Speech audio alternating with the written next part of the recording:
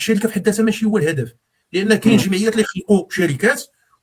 وكنلقاو 90% ديال الاسهم كتمتلكها الجمعيه، يعني بحال تنكبوا المفرمله، لان الهدف شنو هو فتح راس المال ديال الشركه الرياضيه من اجل جلب من طبيعه الحال اموال اللي غادي يدخلوها مستثمرين. هاد المستثمرين يقدروا يكونوا يعني محليين ولا اجانب، المهم هو انه يتم ضخ ديال الاموال، لان الفرق من طبيعه الحال باش تمشي للاحتراف وتمشي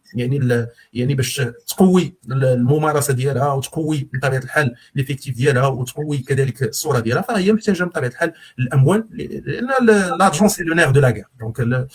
ما كانش بطبيعه الحال المال، راه هاد الفرق ولا هاد يعني باش نمشيو للاحتراف ما يمكنش، يعني لان كاين بنيه تحتيه، خاص لاعبين في مستوى كبير، خاص اطور تقنيه في مستوى كبير، خاص دي سالير، خاص